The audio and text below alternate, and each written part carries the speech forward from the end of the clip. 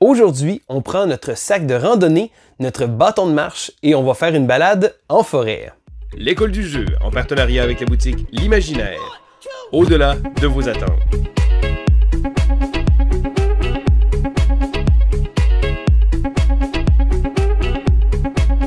Bonjour et bienvenue à l'école du jeu.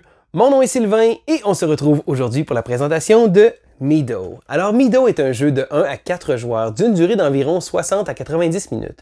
C'est un jeu qui utilise principalement un concept de collection d'ensemble. Donc on va collectionner des cartes de manière à faire une belle petite balade. Alors premièrement, je tiens à mentionner que la présentation visuelle est vraiment exceptionnelle. Donc c'est un beau jeu. Mais on va aller voir les règles, puis après ça je vais vous donner mon avis.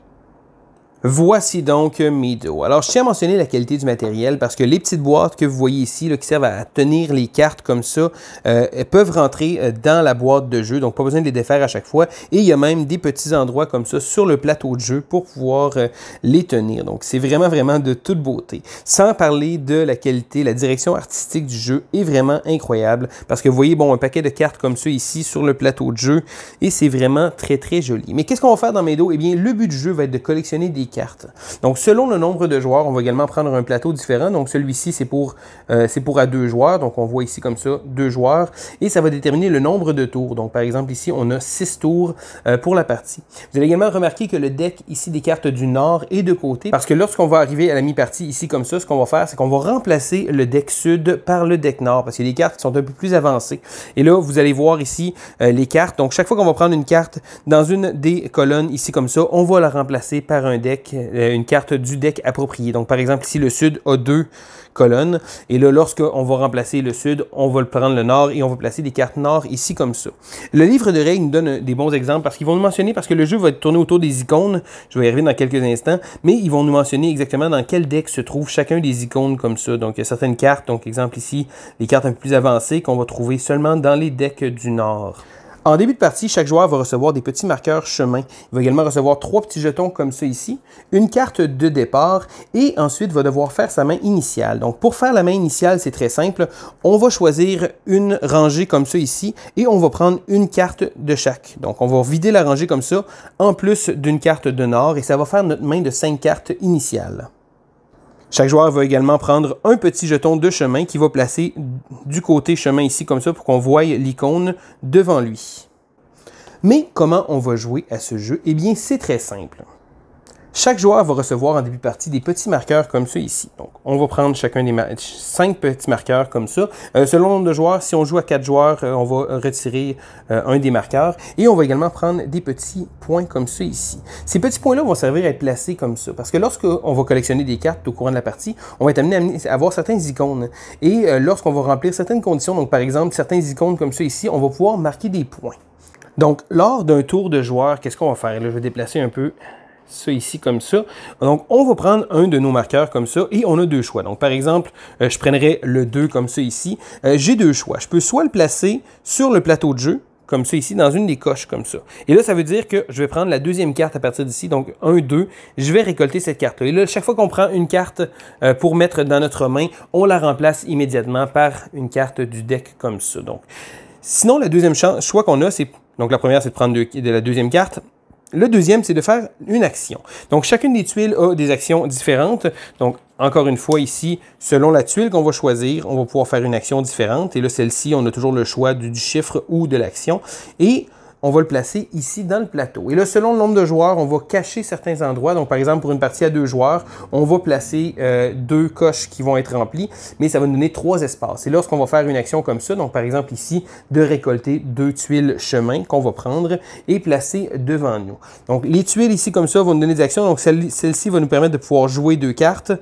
Celle-ci, bon, on peut choisir. Celle-ci nous permet de prendre n'importe quelle carte du plateau, mais on ne pourra pas jouer. Donc, c'est la seule action qu'on va faire. Et celle-ci nous permet de regarder 3 cartes du dessus d'un paquet. Donc, par exemple, j'aurais besoin d'une carte qui se trouve dans le deck du Nord. Je peux regarder les 3 cartes et en choisir une pour placer dans ma main. Mais pour faire ces actions-là, il va obligatoirement falloir qu'on place nos petits marqueurs ici. Et lorsqu'on va placer un marqueur ici, c'est là qu'on peut remplir une des conditions. Donc, si jamais j'aurais ces 2 icônes-là, je pourrais prendre un de mes marqueurs de points et le placer ici comme ça. Donc, ça va me donner 4 points à la fin de la partie. On a également un endroit ici comme ça. Si jamais on n'a pas de carte qu'on veut prendre, on peut le placer ici pour jouer une carte. Idéalement, c'est pas une action qu'on va faire très souvent. C'est comme une action un peu moins utile que les autres. Parce que lorsqu'on va le placer dans le plateau de gauche, donc comme je vous expliquais pour prendre les cartes, après avoir pris une carte, on va pouvoir en jouer une. Et tout le jeu tourne autour de cette sélection de cartes-là qu'on va faire avec les icônes. Donc premièrement, les cartes ici comme ça, il y a des cartes terrain. Les cartes terrain vont toujours être, si on veut, à la base et on peut en avoir autant qu'on veut. Donc exemple, si jamais j'aurais ces deux-là, je peux les placer à côté, ça, il n'y a aucun problème. Mais par la suite, on va être amené à placer des cartes par-dessus. Et là, chacune des cartes qu'on va pouvoir jouer va déterminer selon des icônes. Et là, je peux prendre quelques icônes ici comme ça. Donc, par exemple, pour jouer cette carte-là, je dois obligatoirement avoir un petit scarabée comme ça. Ça veut dire que si jamais, bon, par exemple, j'aurais cette carte-là, je ne pourrais pas la jouer ici. Je vais devoir attendre d'avoir un scarabée. Donc, par exemple, ici, j'ai un scarabée. Comme ça. Donc, lorsque je vais jouer la carte, je vais la jouer par-dessus de manière à cacher les icônes précédentes. Donc, on s'imagine que le petit oiseau a mangé l'insecte comme ça. Donc, de 1, qu'est-ce que ça va faire? Ça va nous donner des points de victoire. Donc, parfait, excellent ici. Et maintenant, je vais avoir un nouvel icône. Ça veut dire que lorsque je vais récolter d'autres cartes, je vais pouvoir aller chercher des nouveaux icônes. Et là, c'est une gestion des icônes qu'on va devoir faire constamment parce qu'au départ, on a certaines icônes, mais on va en cacher. Et là, chaque fois qu'on va avoir des nouvelles cartes, on va pouvoir en cacher.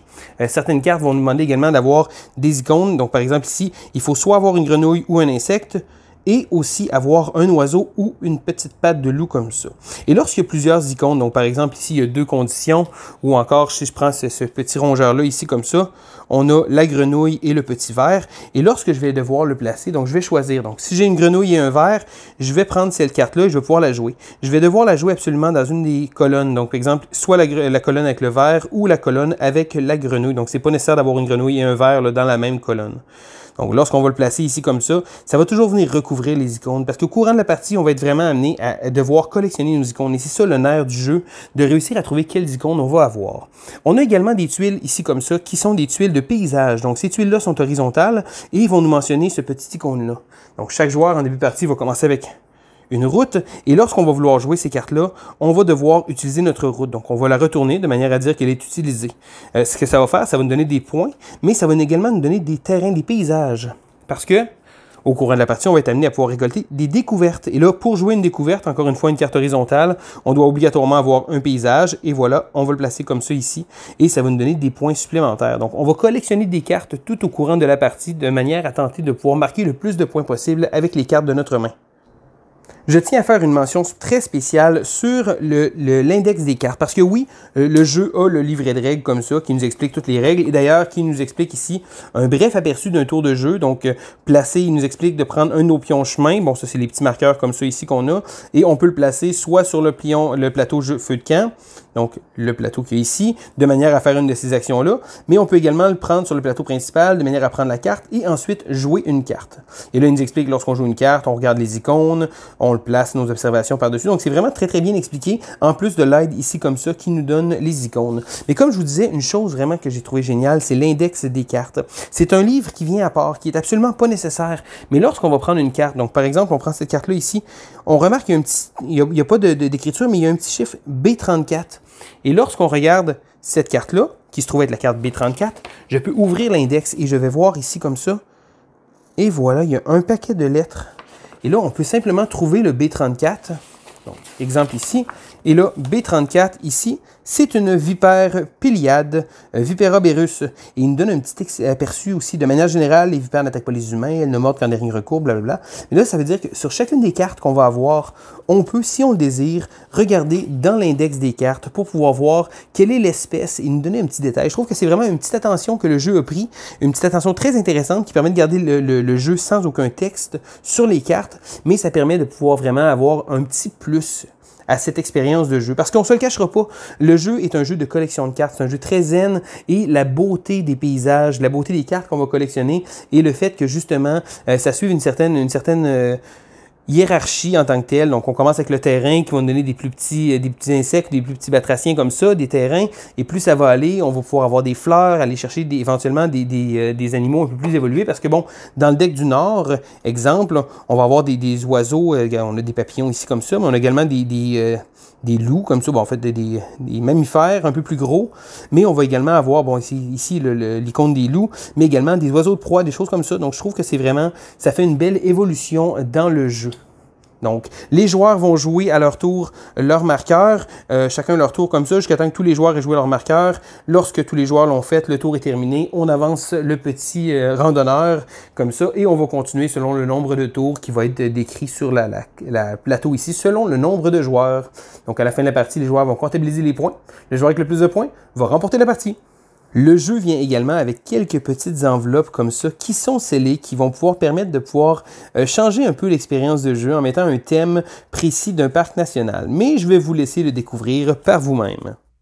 Et voilà, ça fait le tour des règles de Meadow. Maintenant, qu'est-ce que j'en pense? Alors, premièrement, je tiens à mentionner, je trouve que la présentation du jeu est vraiment magnifique, que ce soit le matériel, le fait qu'il ait décidé de prendre justement les petites boîtes qu'on puisse garder dans le jeu, mais sinon, juste le design artistique, les images, j'ai trouvé que ça donnait quelque chose de très, très zen au jeu et j'ai vraiment trouvé ça agréable d'y jouer. Donc, j'y ai joué également en solo, j'ai trouvé ça très intéressant, mais en multijoueur, j'ai trouvé que le jeu avait un petit quelque chose de très intéressant de par sa présentation.